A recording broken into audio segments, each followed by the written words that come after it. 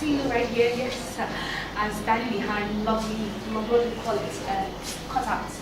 Yes, my course is the man's world in terms of fashion and style. I love the fact that fashion and style and menswear designs and designers are progressing in Nigeria and Africa.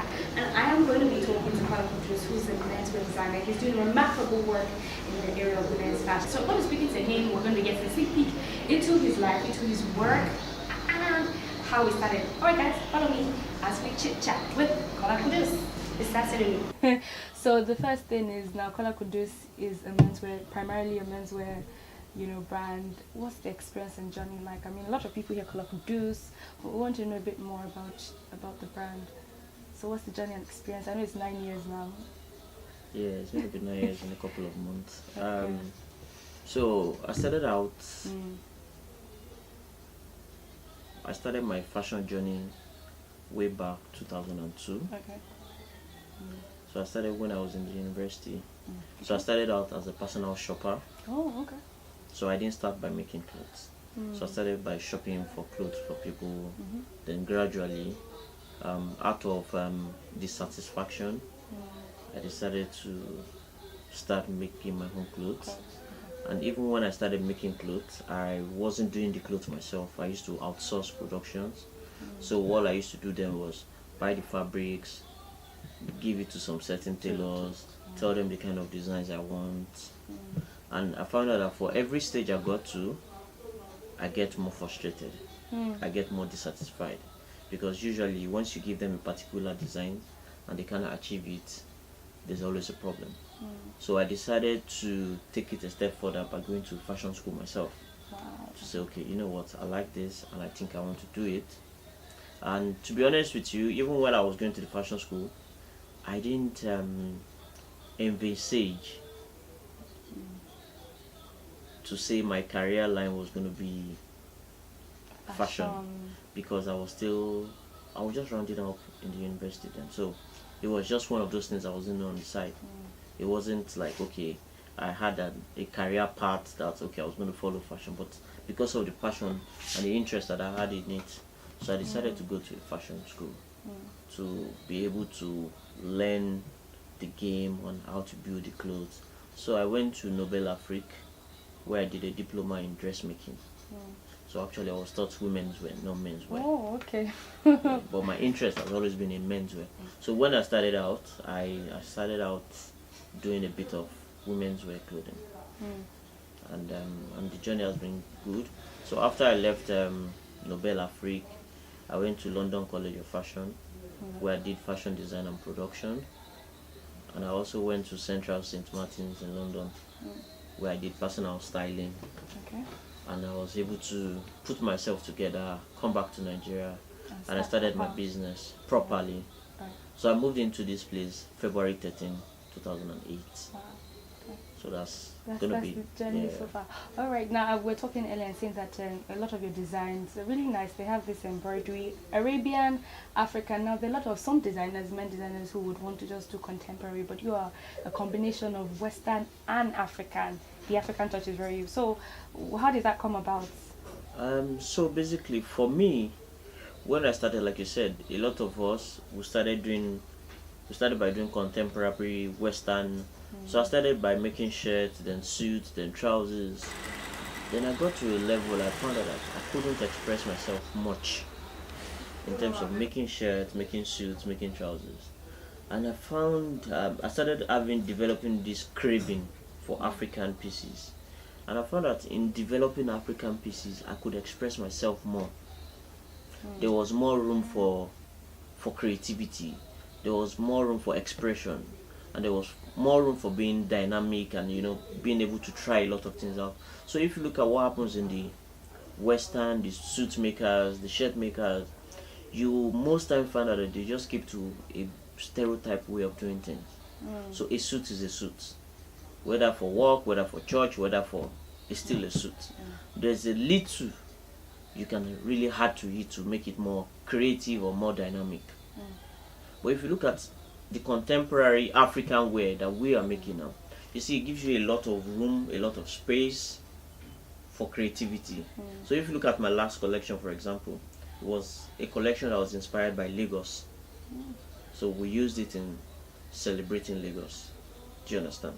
So now we can do a lot of that because it's African, it's contemporary. So we can play around and become very creative.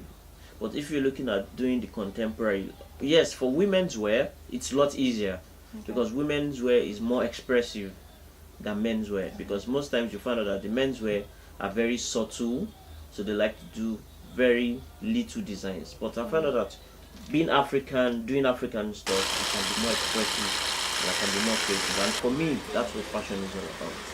Yes, I know you showcased a lot of places, South Africa and different parts of the world. Now, do you think that African fashion has evolved? I know that people say yes, we've evolved.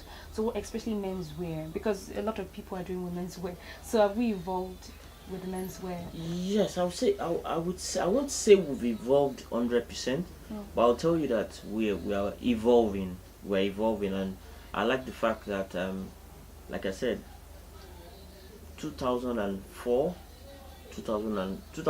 when I started to outsource production to now, this is 2016, we can see the improvement. So if you take, for example, 14 years ago or 12 years ago, what were the banks doing in terms of fashion? No. But if you look around now, you see Heritage Bank is involved in fashion one way or the other. We hear stories that First Bank is coming on board to support fashion. We can see what GTB is doing with fashion. You can see what Anakin is doing with fashion. So it tells you it's moving from its small, tiny space to a bigger space. Because the truth is, the fashion industry all over the world is an industry that is worth about $3 trillion. So you can't, it's not an industry that you can overlook. So give an example, this is why I say to people like, okay, even ordinarily in Nigeria, imagine we have a population of 170 million people. An average Nigerian spends 10,000 naira on fashion every year. That's about $1.7 billion. Do you understand? I'm just giving you an average of average Nigerian spends 10,000 naira every year. That's average of $1.7 billion a year. So on fashion. That's and that's just like, and between me and you, we know people that spend a lot more. Average of $1 million. True. Okay, so what's it like in terms of competition? Have you been able to stay afloat with the competition? So to be honest with you, I don't know, the way I like to see competition might not generally be the way others like to see competition. So I see myself as my biggest competition. And I'll tell you why. So for us at Kola Kundus, we set standard for ourselves. So I'll give you an example. From my last collection to the next collection we want to produce, that is where my basic competition comes in. So because I'm challenging myself to produce and to come up with a better collection than my previous collection. So for me, that's the competition. It's not about me trying to compete with you or me trying to compete with another designer. I need to produce another collection that must beat my previous collection. Now, after I've done a collection that's beating the previous collection, I must make sure, say for example, if I sold 300 pieces of my last collection, I must make sure my next collection I have to sell 600 pieces. If I produce 50 pieces per day, I know I want to challenge myself to produce 100 pieces per day. That's where my challenge comes in. So, and that's where my competition comes in. So I'm not saying, oh, I need to compete with you. I'm not going to run your race with you. Because I have my own race I'm trying to run. Okay. So I'm competing with myself to say I need to beat myself. So this is what I've been able to achieve this year. Next year I need to achieve ×2 of this. So that is my competition. And that's the way I see competition to myself. So what are the challenges? I know that there's so many challenges that the designers face here, producing. So what's some of the challenges you face? To be honest with you, like I like to tell myself, every industry has got its own challenges. And most especially when you look at Nigeria, for example. Nigeria is a country that is challenged. Sure. Do you understand? Because I don't know what part of Nigeria is working properly. And if you're talking about fashion, for example, fashion has to do with production. And when you talk about production, you're talking about power. So without power, there's no production. Now, every designer relies on generating power themselves. So you can imagine, okay, I'll give you an example. Here we spend about 6,000 naira every day buying diesel. Wow. So you can calculate how much you spend in a month on buying diesel, generator maintenance, or trying to fix one thing or the other. Calculate it by 1 year. So power generation is a massive issue. So without power, there's no work. So power is a major issue. Then also funding, because like I said earlier on while we had the discussion, a lot of Nigerian designers are not competitive in terms of price. We can't be competitive because the cost of production is high. The cost of operations, they are high. So at the end of the day, you find out that you're just producing to a very small targeted market. And most times, people don't seem to understand a lot of these things. They keep saying, oh, they don't know why a lot of Nigerian designers are more expensive than foreign brands. Because that's the truth. It costs us more to produce here. I understand. Now, I know that Kola Kundus is retail-wise, there's stores in different parts of Lagos. So are you expanding? What's the grand plan? Is it going to London, going to other parts of the world? No. So for now, what we're doing is we're trying to we're going into a lot of partnerships. Okay. And like I said, we need to do it because of constraints. We need to do it because of strategic reasons. And that's why, if you look, for example, one of our biggest partners is Twice as Nice. So Twice as Nice have stores across Nigeria. So we've partnered with them. So in their stores, we're presently in about 11 of their stores. So we're in 2 of their stores in Port Harcourt, we're in Abuja. So we're in Ibadan, we're in Kwara, we're in Ilorin, we're in Warri, and we're in 6 of their stores in Lagos. So basically what it does for us is it gives us more room for our clients to be able to access our products without having to come to the factory or going to our own retail stores. So we also have partnership with Big Avet. Big Avet is another menswear boutique in Dolphin Estate. Okay. We also have another partnership with Owen and Get. Owen and Get is another menswear store. So we're looking at a lot of more partnership to be able to give our product more visibility and more retail accessibility. Okay. So what's the future of Kola Kundus? What's the future like? 10 years, 15, 20?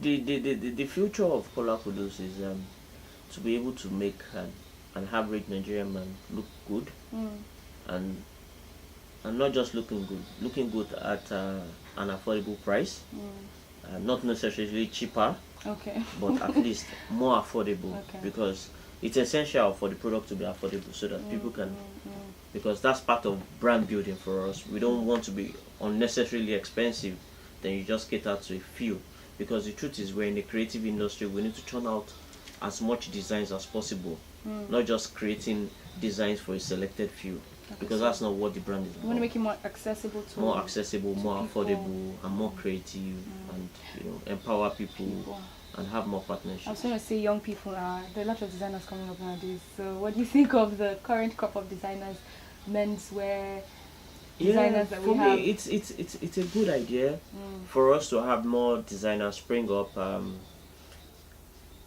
It tells us that Nigeria is a country without boundaries in terms of creativity. I mean, there are a lot of young designers.